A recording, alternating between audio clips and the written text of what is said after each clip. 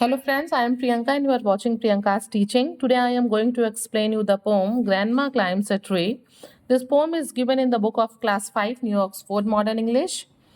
You can see in the picture an old lady is there who is sitting over a big tree. Okay? And the title is also Grandma Climbs a Tree.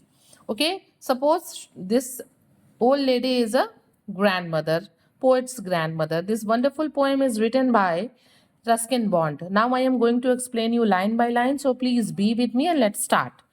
My grand mother was a genius. यहाँ पे poet कहते हैं कि जो उनकी grand mother थी वो बहुत ही जीनियस थी, बहुत ही होशियार महिला थी। You would like to know why, आप जानना चाहेंगे क्यों? आप जानना चाहेंगे कि मैं उनको जीनियस क्यों कह रहा हूँ? Because she would climb trees, क्योंकि वो ट्री पे चढ़ सकती थी। स्प्रेडिंग और हाई, चाहे पेड़ पे कितनी भी डालियां निकली हों, कितना भी फैला हुआ पेड़ हो, कितना भी ऊंचा पेड़ क्यों ना हो, she can climb on trees. ठीक है। She would be up there branches in trees, वो जो है पेड़ों पे बहुत तेजी से, ट्राइस मीन्स क्विक क्लाइंबिंग, बहुत तेजी से चढ़ते हुए पेड़ की डालियों पे वो चढ़ जाती थी। And mind you when last she climbed a tree she was 62। और वो कहता है, यहाँ पे पोइट कहते हैं कि और आपको पता है जब लास्ट टाइम वो पेड़ पे चढ़ी वो कितने साल की थी? मतलब she was not young, she was an old lady. वो 62 ईयर्स में लास्ट टाइम जो है अपने एक पेड़ पे चढ़ी थी। Ever since childhood she had this gift for being happier in a tree than in a lift. मतलब यहाँ पे पोइट बताते हैं कि बचपन से ही ऐसा था कि उनके पास ये गिफ्ट था कि वो पेड़ों पे चढ़ जाती थी, गॉड गिफ्टेड था, और उनको लिफ्ट से ज़्यादा पेड़ों पे चढ़ना पसंद था। मीन्स वो लिफ्ट में चढ़ के उतनी खुश नहीं होती थी जितना वो पेड़ पे चढ़ने के बाद खुश होती थी। And though as years went by she would be told that climbing trees should stop when one grew old. और आपको भी पता है ना, जब लोग बूढ़े हो जाते हैं तो उनकी हड्डियां कमज़ोर हो जाती हैं, और उनके और भी मतलब उनको कंसर्न में रखते हुए, उनका ध्यान रखते हुए ये कहा जाता है ना कि अब आप बूढ़े हो गए हैं, आप ध्यान से चलिए, पेड़ पे मत चढ़िए। तो यहाँ पे जो पोइट है वो कहते हैं and though as years went bye, कि यद्यपि जो समय था वो गुजरता गया, शी वुड बी टोल्ड, उनसे सब लोगों ने कहा, that climbing tree should stop, कि आप पेड़ों पे चढ़ना आपको बंद कर देना चाहिए। व्हेन वन ग्रू ओल्ड, जब कोई भी बूढ़ा हो जाए तो उसे थोड़ा बच के रहना चाहिए पेड़ों पे चढ़ना, और मतलब अपने आप का केयर करना चाहिए। And that growing old should be gone about gracefully. और लोग कहते थे कि जब हम बूढ़े होते हैं ना तो हमें बहुत ध्यान से रहना चाहिए, बहुत ग्रेसफुली रहना चाहिए, अच्छे से रहना चाहिए, अपना केयर करते हुए रहना चाहिए। शी वुड लाफ एंड से, और इस बात को सुन के जब भी कोई उनसे ऐसा कहता कि बूढ़े लोगों को ग्रेसफुली रहना चाहिए, पेड़ पे नहीं चढ़ना चाहिए, तो ये सुन के वो हंसती एंड से कहती, वेल आई ग्रो ओल्ड डिसग्रेसफुली, कि देखो भाई ठीक है, कोई बात नहीं है, मैं डिसग्रेसफुली बूढ़ी होंगी। सारे लोग ग्रेसफुली बूढ़े होते हैं, ग्रेसफुली रहते हैं, बट मैं डिसग्रेसफुली होंगी, लेकिन मैं पेड़ पे चढ़ूंगी। I can do it better, मैं जो है पेड़ पे आसानी से चढ़ सकती हूँ और मैं चढ़ूंगी।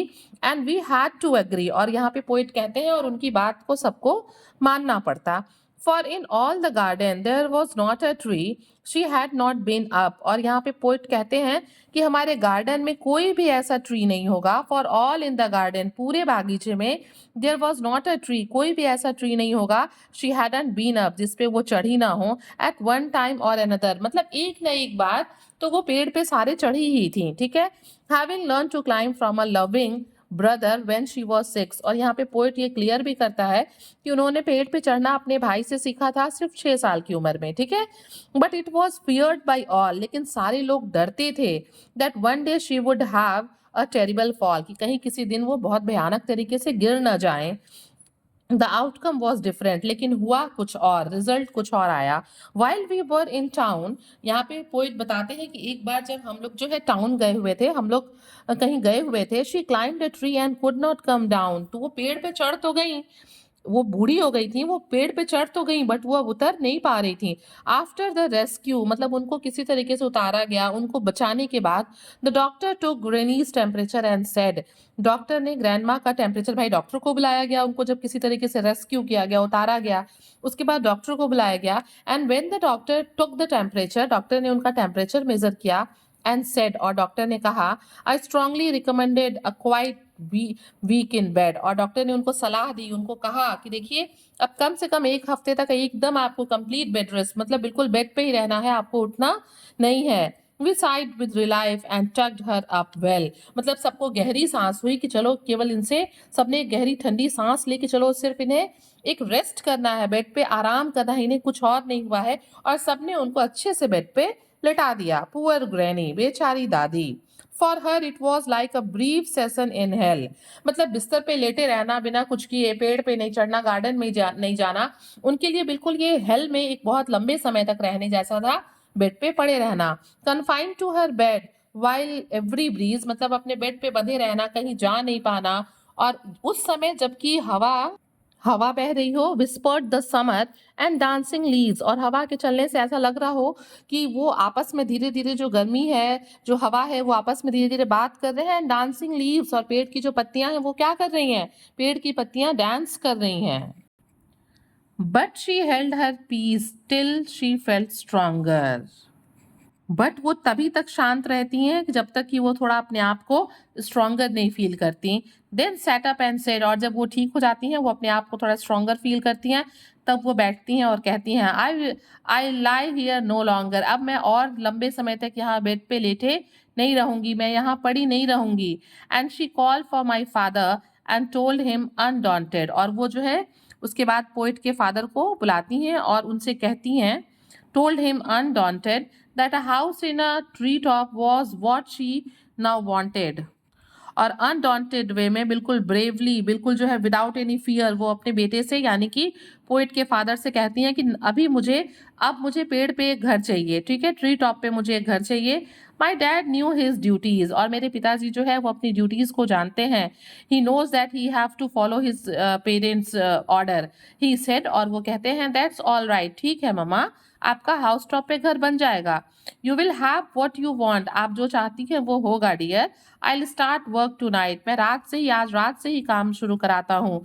With my expert assistance he soon finish the chore, और वो कहते हैं कि जो मेरे एक्सपर्ट लोग हैं वो जल्दी ही काम को खत्म कर देंगे और ट्री टॉप पे घर बना देंगे। Made her a tree house with Windows and a door, और वो क्या करेंगे, जो ट्री टॉप पे जो है ट्री हाउस बनाएंगे, खिड़कियां और दरवाजे लगे हुए। So granny moved up and now every day, घर बन जाता है, और ग्रैनी क्या करती हैं, वो जाती हैं ऊपर, वहां रहती हैं। And now every day I climb to her room with cups and trays, और रोज मैं, पोएट यहाँ पे कहते हैं कि मैं रोज उनके पास ऊपर जाता हूँ कप और ट्रे लेके। She sits there in state and drink coffee with me, और वो वहाँ बिल्कुल मेरे साथ सीधा बैठती हैं, अच्छे से बैठती हैं, आराम से बैठती हैं और कॉफी पीती हैं। Upholding her rights to reside in a tree, और उनका जो अधिकार है, ठीक है, वहाँ रहने का उनका जो अधिकार था, उनका जो सब मतलब जो वो चाहती थी कि उनका घर बने, रिसाइड करें वो ट्री में, ऐसा हुआ। और उन्होंने जो उनका जो अधिकार था कि उनका घर वहाँ पे बने, वो घर उनका बना, वो वहाँ रही। और फ्रेंड्स, बेसिकली इस पोएम में, ये जो पोएम है ना, it summarise the poet's grandmother's love for climbing tree even at old age. ये जो पोएम है ये हमें बताता है कि जो ग्रैंडमा थी, उनका ओल्ड एज में भी जो पेड़ों पे चढ़ने का जो एक पैशन था वो कितना स्ट्रांग था। And we can say this poem is about poet's grandmother's passion for climbing trees and how she defied societal expectation to live in a tree house. Friends, if you like the explanation, please do share to others, and very thank you for watching.